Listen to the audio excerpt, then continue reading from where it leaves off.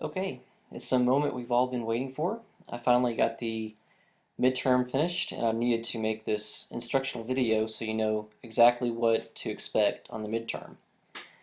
Okay, midterm right now is hidden. I'm going to make it available in just a minute. It's over here on the left. I'm going to click on that, and I have instructions here. Everybody is required to watch this instructional video because it's on this video that I'm going to give you your password to access the exam one letter at a time, and the first letter is A. And as you see, there are two different versions of the midterm. One is for Microsoft Word, and one is for Pages.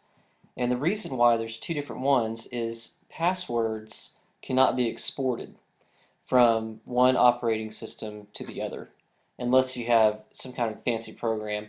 And I could not find any program that would let me put a password on something and then just tell you the password and you access it. Apparently, people make a lot of money on that because it's very difficult to do securely. So there's one for each, and I'm going to click on Pages because I have a Mac, and you see it go to my Downloads folder. For those of you who are using a different a different web browser, you might see it down here on the bottom left, and you just click on that, and then your password will open, and you enter your password, and your midterm pops up. And of course, you put your name and the date. You'd be very surprised how many students do not put their name on their midterm, and I have no idea who it is, or whose it is. And I like to know that whenever I give a grade. So just ignore this part. You can write the passcode on there if you want, but you're not. It took me forever to figure out how to do the passwords. So you can write the passcode on there. I was going to say at first, write the passcode on there to be graded, but I figured out how to do it in time for me to upload, and I didn't have enough time to go back and edit that out. The due date is March 7th. That's next Sunday at no later than 11:59. That's no surprise to anyone. That's when all the material for Chapter 5 for Week 5 is due. And there's not a whole lot to Week 5. And I sincerely apologize that I had to give an assignment on the same week as the midterm, but I try to make it light. And that's one reason why the books are out of order in the New Testament and the way that we're reading it is so that it can fit in the schedule in a way that's as close to fair as we can get it. I know Acts is a really long book to read, but you can read it fairly quickly, maybe in an hour or two. Anyway, the instructions. What I want you to do is just read this here. I'm going to explain this to you. I divided up the midterm into weeks. You know, these are the questions for week 1, and then questions regarding week 2, and so forth.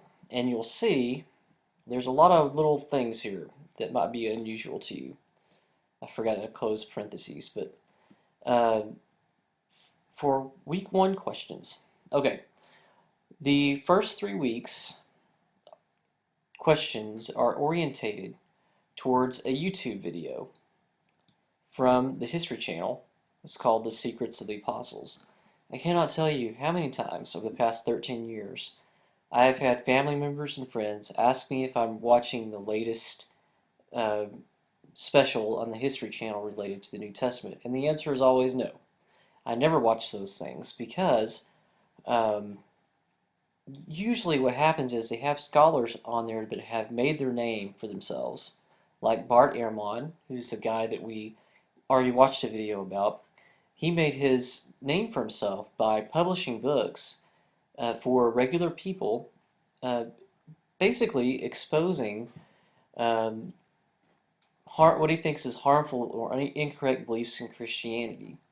And he doesn't claim to be original because he is simply telling people, regular people, that don't have a PhD about how disconnected the New Testament is, how it's been edited, and all this other stuff that's been going on for the past 200 years in New Testament scholarship. So he's made a career out of repackaging scholarship and making it accessible to ordinary people, and that's a wonderful thing. But he became an atheist whenever he saw all of these oddities in the New Testament, and he lost his faith, and he is encouraging people not to believe based on the same things. On the other hand, there are several people, several scholars that have a balanced view of Christianity who know all of this stuff, and it hasn't shaken their faith to the core like that. So he made a name for himself doing one thing, and then he is asked by the History Channel all the time to give his opinion on things that he has written about, but he is able to give more extreme views on everything, so it sells on television. And the same goes for many of other of the scholars on the History Channel specials. You know, they'll give the most extreme view possible because they've already made their name for themselves on stuff that isn't so extreme. So that's why they don't have young scholars on those programs. You know, we have to play it safe for a little while. Okay, the minimum total word count for the section is 500 words, which is only half a page. But what I want you to do is watch this video and critique it based on what you know from the course so far. So what you're going to do is just, I wish this was a link that you could click on, but you just have to copy it and paste it into your browser, which is the only copying and pasting you're allowed to do. And you'll be taken to the History Channel Secrets of the Apostles. And what I want you to do is watch it as if you were a New Testament scholar. And, you know, you are scholars in a sense. You know, you've read Metzger and you've been reading the New Testament for yourself. And you can say, hey, this complements what I've been learning, or it doesn't complement what I've been learning. And what are the strengths and weaknesses of this presentation based on what you know? And the final exam is basically an outline for you to watch the video, and I give you prompts. For example, now that you know what the Bible is, how does this deepen your understanding of what you think is right or wrong in the video based on what you know? Is there anything that confuses you in this regard? You know, and the reason why I say that is because you've learned a lot about the New Testament and you've been processing that. And you might be confused by things that differ, or maybe they're saying something right but placing too much emphasis on it. And what you do is you go to lecture notes for week 1, which I already have open, or not.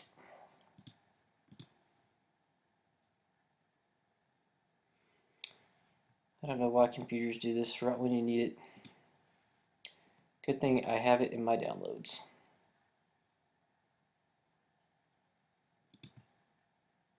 Okay, this is lecture notes for week 1. Make it bigger so you can see it.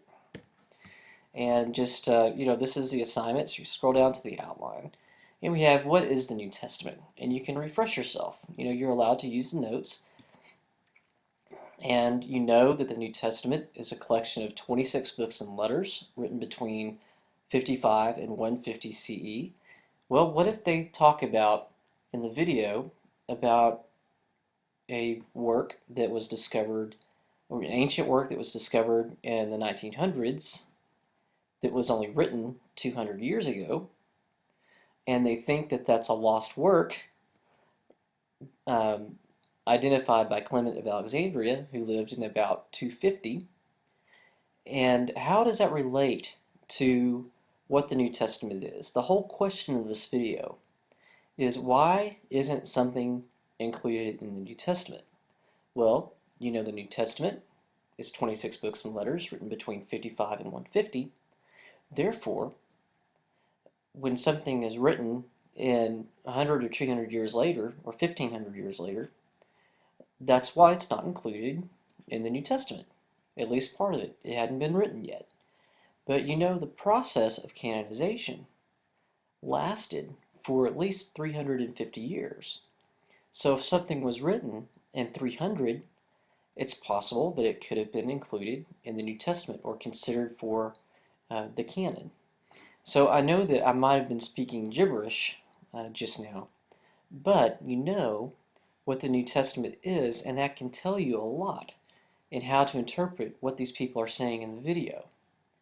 So I'm going to want you to touch on some of these elements here, the A through I in your outline, and also why is it in the Bible? Well, you know that it's because of the Bible. It's in the Bible because it's used in Christian churches and it's adopted by church councils where a bunch of Christian leaders get together and decide what's in the New Testament and what's not. And finally, the printing press standardized it, which means that after the printing press, you don't have hundreds of scholars or hundreds of scribes copying down the New Testament, making errors. Because of the printing press, you have basically a Xerox machine, and the text becomes standard. And then I'm going to ask you to consider the New Testament's major backgrounds: ancient Judaism, which is first, and Greco-Roman culture, which follows. And I'm going to ask you questions about the Hellenization of the Jews, what Hellenism is, and how does that relate to the video? Well, you know here that in Hellenism, which is when the Greeks were in control before the Romans, the Jews accepted certain elements of Greco-Roman culture or Greek culture at the time. So whenever you have a Greek writing that was produced during this time, why wasn't it included in the New Testament, which came much later by Christians? So I know it's very complex. I tried to make this as hard as I possibly could, and you only need to write 250 words, which is a fourth of a page. And when I write these minimums here, this is driving me nuts. I gotta put this in. The minimum here is 250 words, and what I'm telling you as as the instructor, I'm saying you cannot possibly address everything you need to in order to consider this question unless you write about 250 words. And I admit that the word requirement is a little bit biased because I think this is very important. And also, there's simply a lot of content that you need to cover. So I'm a professional writer, and I write by words all the time. And I know that approximately how long this is and what you can address during that time. Now, you can write as much as you want. That's just a minimum. But what I want you to do, and the reason why I divided this up, into 150 words here and 250 words down here, I need to interrupt myself. The second letter is P. First letter is A. Second letter is P for the password. Okay, I want you to not write 500 words on one question and skip all of the rest. What I need you to do is address question 1, address question 2, and maybe part of another question that requires a smaller minimum amount. Now, you can count all your words and get up to 250, or you can just write until your heart is content, because some of these questions are going to inspire you more than others. And like, you might be angry about something in the video, and you can write as much as you want as long as you address more than one question. And the same pattern for week 2. Just use your lecture notes to answer the questions. And then on week 4, I have a couple questions here. The minimum count is 650, and this is just straight from the notes. It has nothing to do with the video. First 3 weeks deal with the video, and then 4 and 5 do not. So basically I simply say, based on your notes in the lecture, please address 3 of the following questions in essay form. So you just pick a few to add up to 600 words. I think that will be 3 questions out of 5. And then week 5 for extra credit, since we're doing Access Week and it's on the midterm, it's extra credit, and I ask you a question about the nature of sermons in Acts. And then for extra credit, I have a couple of student submitted questions, and thank you so much for that. It was wonderful reading through all of your suggestions, and I have a few here. And for 3 points extra credit down at the bottom, if you were one of the New Testament authors, which miracles from Scripture would you have been sure to include in your work? I love that question. I love all the questions, but that one spoke to me. And you can even create your own extra credit, 3 points extra credit question if you like. And I notice I did not put a minimum word requirement here. It's extra credit. The more you do, the more credit you get. So hopefully that is clear as mud. Please ask me questions. The third letter is P in the password. Now, let me see if I've got everything. There's one more thing that I need to tell you. The fourth letter is L. APPL for the password. Please do not copy and paste from anywhere. You will be surprised how many exams I get, whether they're take-home or not, where in internet courses where basically what a person will do is look at mystery religions and go to the blessed Wikipedia. Can't find anything tonight. See, I have it as a favorite. I have read a ton of these things. Sorry this video isn't exactly thrilling, but I really want everybody to do well on the midterm and then later on the final. And what people will do is just copy this and go back to the exam and paste it. I edit books for a living. I know when this happens. I have read almost every Wikipedia page there is, for one thing, on the New Testament. And another thing is people forget to take out the links. And another thing people have done is just copy straight from my notes. I wrote those notes. I know that they're there. I know what they say. And when you copy and paste it on there, you are going to be in trouble because I'm not going to accept any midterm with any material that's copied and pasted from anywhere. I can tell if it's copied and pasted from a book, and I can tell if it's copied from Wikipedia, obviously, because Wikipedia, for one thing, is the main source people use to copy and paste. And as a professional editor, I see it all the time. I had one book written by a professor of business in India, and he copied 3/4 of his book from Wikipedia, and he didn't even remove the hyperlinks. They were clear. They weren't underlined in blue like this. But when you pass your mouse over it, you know, this little thing comes up, and I click on it. Oh my God, he copied from Wikipedia. So don't break my heart. This is for you to tell me how this New Testament course is helping you understand when people talk about the New Testament. Like, you have some ammo now, and you know how to tell within this context what's right, what may be right, what may be wrong. So you have the freedom to disagree with me or with the video, or even if you find a book and you disagree with the book, you can put that in there as long as it's related. But I want to know what's going on inside of your head. I know what's going on in Wikipedia. I know what's going on in published books.